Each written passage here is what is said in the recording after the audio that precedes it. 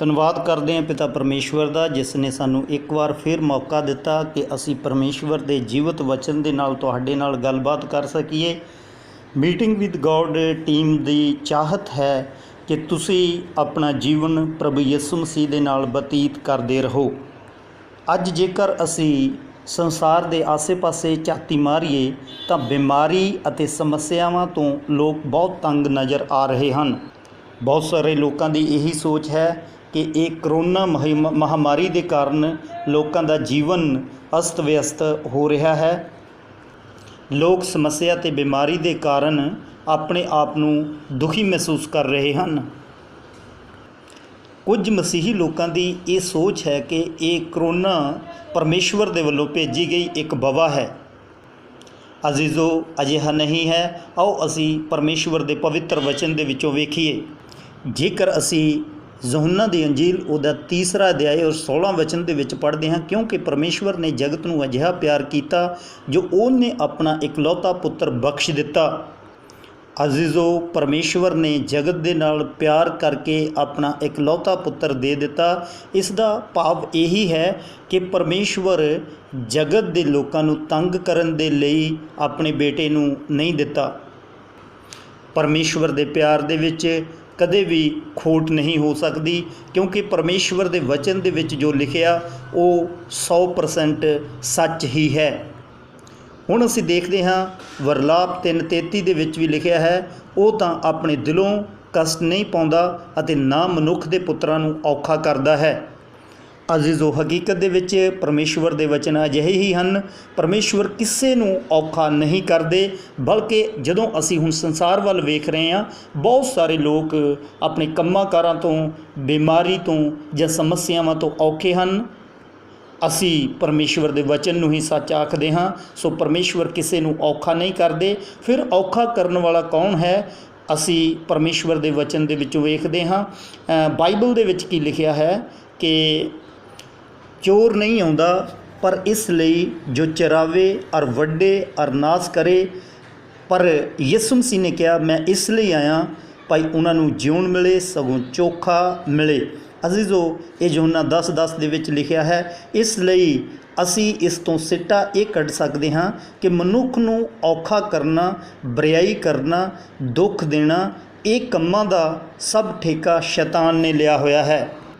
ਜੇ ਪਵਿੱਤਰ ਬਾਈਬਲ ਦੇ ਵਿੱਚ ਸ਼ੈਤਾਨ ਨੂੰ ਬੁਰਾ ਆਖਿਆ ਗਿਆ ਹੈ ਤਾਂ ਇਸ ਦਾ ਭਾਵ ਇਹ ਹੈ ਸ਼ੈਤਾਨ ਦੇ ਕੰਮ ਵੀ ਬੁਰੇ ਹਨ। ਜੇ ਬਾਈਬਲ ਦੇ ਵਿੱਚ ਪਰਮੇਸ਼ਵਰ ਨੂੰ 107 ਜ਼ਬੂਰ ਦੀ ਪਹਿਲੇ ਵਚਨ ਦੇ ਵਿੱਚ ਭਲਾ ਆਖਿਆ ਗਿਆ ਹੈ ਤਾਂ ਪਰਮੇਸ਼ਵਰ ਭਲਾ ਹੀ ਹੈ।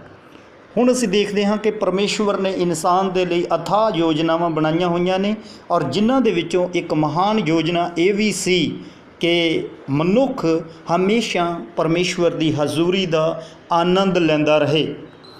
ਜ਼ਬੂਰ 16:11 ਦੇ ਵਿੱਚ ਲਿਖਿਆ ਹੈ, ਤੂੰ ਮੈਨੂੰ ਜਿਉਣ ਦਾ ਮਾਰਗ ਵਿਖਾਵੇਂਗਾ, ਤੇਰੇ ਹਜ਼ੂਰ ਆਨੰਦ ਦੀ ਭਰਪੂਰੀ ਹੈ, ਤੇਰੇ ਸੱਜੇ ਹੱਥ ਸਦਾ ਖੁਸ਼ੀਆਂ ਹੁੰਦੀਆਂ ਹਨ।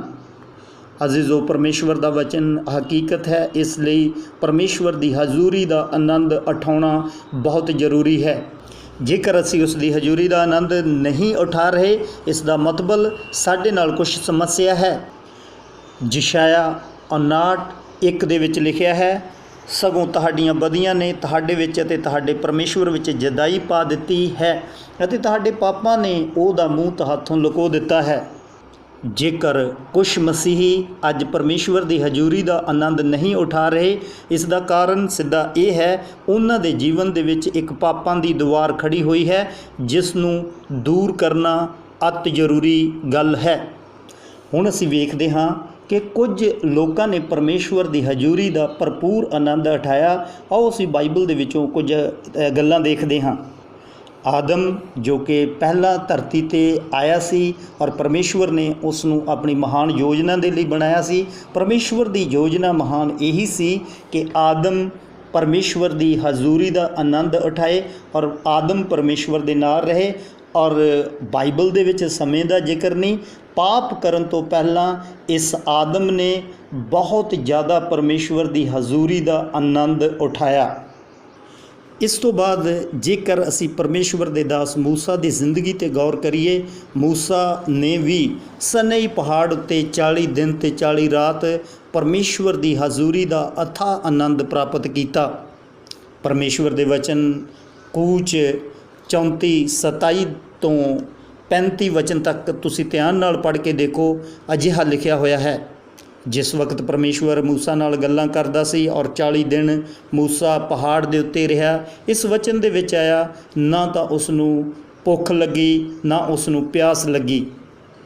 ਇਸ ਗੱਲ ਤੋਂ ਅਸੀਂ ਅੰਦਾਜ਼ਾ ਲਗਾ ਸਕਦੇ ਹਾਂ, ਜੇਕਰ ਪਰਮੇਸ਼ਵਰ ਦੀ ਹਜ਼ੂਰੀ ਦੇ ਵਿੱਚ ਭੁੱਖ ਤੇ ਪਿਆਸ ਨਹੀਂ ਤਾਂ ਬਿਮਾਰੀ ਔਰ ਸਮੱਸਿਆ ਤਾਂ ਬਹੁਤ ਦੂਰ ਦੀ ਗੱਲ ਹੈ।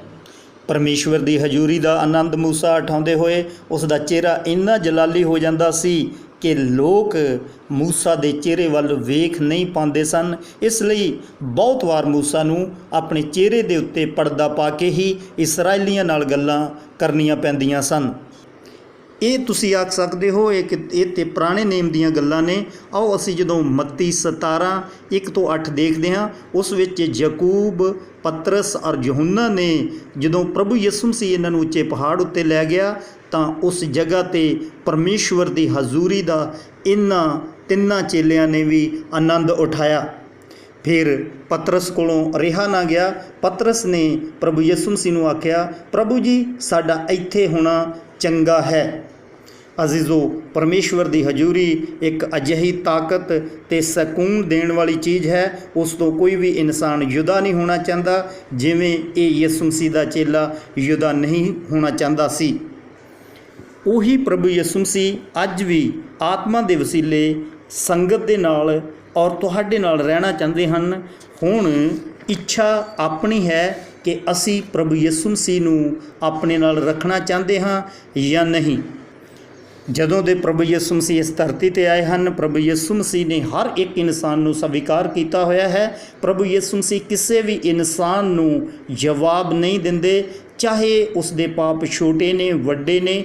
ਯਿਸੂ ਮਸੀਹ ਨੇ ਪਰਮੇਸ਼ਵਰ ਦੇ ਕੋਲੋਂ ਅਧਿਕਾਰ ਪਾਇਆ ਕਿ ਉਹ ਸਭਨਾਂ ਦੇ ਪਾਪਾਂ ਨੂੰ ਮਾਫ ਕਰੇ। ਮਰਕਸ 2:10 ਦੇ ਵਿੱਚ ਲਿਖਿਆ ਹੈ, ਪਰ ਇਸ ਲਈ ਜੋ ਤੁਸੀਂ ਜਾਣੋ ਮਨੁੱਖ ਦੇ ਪੁੱਤਰ ਨੂੰ ਧਰਤੀ ਉੱਤੇ ਪਾਪ ਮਾਫ ਕਰਨ ਦਾ ਅਖਤਿਆਰ ਹੈ। ਇਸ ਲਈ ਪ੍ਰਭੂ ਯਿਸੂ ਮਸੀਹ ਹਰ ਇੱਕ ਇਨਸਾਨ ਦੇ ਪਾਪ ਮਾਫ ਕਰ ਸਕਦੇ ਹਨ ਅਤੇ ਪਾਪ ਮਾਫ ਤੋਂ ਬਾਅਦ ਤੁਸੀਂ ਪਰਮੇਸ਼ਵਰ ਦੀ ਹਜ਼ੂਰੀ ਦਾ 100% ਆਨੰਦ ਉਠਾ ਸਕਦੇ ਹੋ। ਹੁਣ ਅਸੀਂ ਧਿਆਨ ਦੇ ਨਾਲ ਪ੍ਰਭੂ ਯਿਸੂ ਮਸੀਹ ਦੀ ਸਲੀਬੀ ਮੌਤ ਨੂੰ ਦੇਖਦੇ ਹਾਂ। ਸਲੀਬੀ ਮੌਤ ਤੇ ਯਿਸੂ ਮਸੀਹ ਦਾ ਜਾਣ ਦਾ ਇਹੀ ਕੰਮ ਸੀ ਕਿ ਉਹ ਹਰੇਕ ਇਨਸਾਨ ਦੇ ਪਾਪਾਂ ਨੂੰ ਚੁੱਕ ਲਵੇ ਤੇ ਮਾਫ ਕਰ ਦੇਵੇ। ਜਦੋਂ ਅਸੀਂ ਲੂਕਾ 23 ਅਧਿਆਇ ਨੂੰ ਪੜ੍ਹਦੇ ਹਾਂ, ਉਸ ਦੇ ਵਿੱਚ ਪ੍ਰਭੂ ਯਿਸੂ ਮਸੀਹ ਦੀ ਸਲੀਬੀ ਮੌਤ ਦਾ ਜ਼ਿਕਰ ਆਇਆ ਹੈ। ਯਿਸੂ ਮਸੀਹ ਦੀ ਸਲੀਬੀ ਮੌਤ ਦੇ ਵੇਲੇ ਉਸ ਦੇ ਨਾਲ 2 ਡਾਕੂ ਖੱਬੇ ਸੱਜੇ ਟੰਗੇ ਗਏ ਸਨ।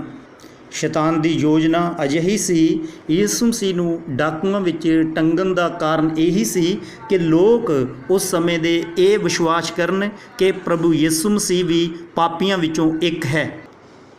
ਪਰ ਪ੍ਰਭੂ ਯਿਸੂ ਮਸੀਹ ਕਸ਼ਟ ਨੂੰ ਵੀ ਸਹਿੰਦੇ ਹੋਏ ਆਪਣੇ ਅਧਿਕਾਰ ਦੀ ਵਰਤੋਂ ਕਰਦੇ ਰਹੇ। ਜਿਸ ਜਗ੍ਹਾ 'ਤੇ ਸਲੀਬ ਦਿੱਤੀ ਗਈ ਸੀ ਉਸ ਜਗ੍ਹਾ 'ਤੇ ਰੌਲਾ ਗੌਲਾ ਬਹੁਤ ਸੀ। ਇੱਕ ਡਾਕੂ ਯਿਸੂ ਮਸੀਹ ਨੂੰ ਮਿਹਣੇ ਮਾਰ ਰਿਹਾ ਸੀਗਾ, ਪਰ ਦੂਸਰਾ ਡਾਕੂ ਸਮਝ ਗਿਆ। ਉਸਨੇ ਆਪਣੇ ਨਾਲ ਵਾਲੇ ਨੂੰ ਕਿਹਾ, ਅਸੀਂ ਤਾਂ ਆਪਣੇ ਕਰਨੀ ਦਾ ਫਲ ਭੋਗਦੇ ਹਾਂ, ਆਪਣੇ ਪਾਪਾਂ ਦਾ ਫਲ ਭੋਗਦੇ ਹਾਂ, ਪਰ ਪ੍ਰਭੂ ਯਿਸੂ ਮਸੀਹ ਨੇ ਤੇ ਕੋਈ ਪਾਪ ਨਹੀਂ ਕੀਤਾ, ਲੋਕਾਂ ਨਾਲ ਅੱਛੇ ਹੀ ਕੰਮ ਕੀਤੇ ਹੈ। ਉਸ ਨੂੰ ਇਹ ਸਮਝ ਆ ਗਈ ਕਿ ਪ੍ਰਭੂ ਯਿਸੂ ਮਸੀਹ ਜੋ ਸਲੀਬ 'ਤੇ ਜਾਨ ਦੇ ਰਹੇ ਨੇ ਉਹ ਦੂਸਰਿਆਂ ਦੇ ਲਈ ਦੇ ਰਹੇ ਹਨ ਔਰ ਪਾਪ ਨੂੰ ਖਤਮ ਕਰਨ ਦੇ ਲਈ ਜਾਨ ਦੇ ਰਹੇ ਹਨ। ਇਸ ਲਈ ਉਸ ਡਾਕੂ ਨੇ ਲੂਕਾ 23:42 ਦੇ ਵਿੱਚ ਕਿਹਾ, ਯਿਸੂ ਜਾਂ ਤੂੰ ਆਪਣੇ ਰਾਜ ਵਿੱਚ ਆਵੇਂ ਤਾਂ ਮੈਨੂੰ ਚੇਤੇ ਕਰੀਂ। ਯਿਸੂ ਮਸੀਹ ਨੇ ਵੇਖ ਲਿਆ ਕਿ ਇਹ ਡਾਕੂ ਚੰਗੀ ਤਰ੍ਹਾਂ ਸਮਝ ਗਿਆ ਹੈ ਕਿ ਮੈਂ ਕਿਸ ਲਈ ਜਾਨ ਦੇ ਰਿਹਾ ਹਾਂ, ਤਾਂ ਯਿਸੂ ਮਸੀਹ ਨੇ ਉਸ ਨੂੰ ਆਖਿਆ, ਮੈਂ ਤੈਨੂੰ ਸੱਚ ਆਖਦਾ ਹਾਂ ਭਾਈ, ਅੱਜ ਤੂੰ ਮੇਰੇ ਸੰਗ ਸਵਰਗ ਵਿੱਚ ਹੋਵੇਂਗਾ। ਅਜ਼ੀਜ਼ੋ, ਤੁਸੀਂ ਦੇਖ ਸਕਦੇ ਹੋ ਕਿ ਇਸ ਡਾਕੂ ਨੇ ਅਗਰ ਚੰਗੀ ਤਰ੍ਹਾਂ ਸਮਝ ਲਿਆ ਤਾਂ ਯਿਸੂ ਮਸੀਹ ਨੇ ਇੱਕਦਮ ਆਪਣੇ ਅਧਿਕਾਰ ਦੀ ਵਰਤੋਂ ਉਸ ਨੂੰ ਕਰਕੇ ਕਿਹਾ ਕਿ ਤੂੰ ਅੱਜ ਹੀ ਸਵਰਗ ਦੇ ਸੰਗ ਹੋਵੇਂਗਾ ਤੇ ਤੁਹਾਡੇ ਨਾਲ ਪ੍ਰਭੂ ਯਿਸੂ ਮਸੀਹ ਕਿੰਨਾ ਪਿਆਰ ਕਰਦੇ ਹਨ, ਤੁਹਾਨੂੰ ਵੀ ਆਪਣੇ ਨਾਲ ਰੱਖਣਾ ਚਾਹੁੰਦੇ ਹਨ। ਅੱਜ ਤੁਹਾਡੇ ਲਈ ਸਵਾਲ ਹੈ ਕਿ ਤੁਸੀਂ ਯਿਸੂ ਮਸੀਹ ਨੂੰ ਸਮਝਦੇ ਹੋ ਕਿ ਯਿਸੂ ਮਸੀਹ ਨੇ ਕਿਹਨਾਂ ਦੇ ਲਈ ਸਲੀਬ ਤੇ ਜਾਨ ਦਿੱਤੀ। ਜੇਕਰ ਤੁਸੀਂ ਅੱਜ ਮੰਨ ਚੁੱਕੇ ਹੋ ਕਿ ਪ੍ਰਭੂ ਯਿਸੂ ਮਸੀਹ ਨੇ ਮੇਰੇ ਲਈ ਜਾਨ ਦਿੱਤੀ ਹੈ, ਤਾਂ ਤੁਹਾਡੇ ਲਈ ਇਹ ਵਚਨ ਹੈ। ਜ਼ਬੂਰ 19:12 ਦੇ ਵਿੱਚ ਲਿਖਿਆ ਹੈ, ਆਪਣੀਆਂ ਭੁੱਲਾਂ ਚੁੱਕਾਂ ਨੂੰ ਕੌਣ ਸਮਝ ਸਕਦਾ ਹੈ, ਤੂੰ ਮੈਨੂੰ ਗੁੱਝੇ ਪਾਪਾਂ ਤੋਂ ਵਰੀ ਕਰ।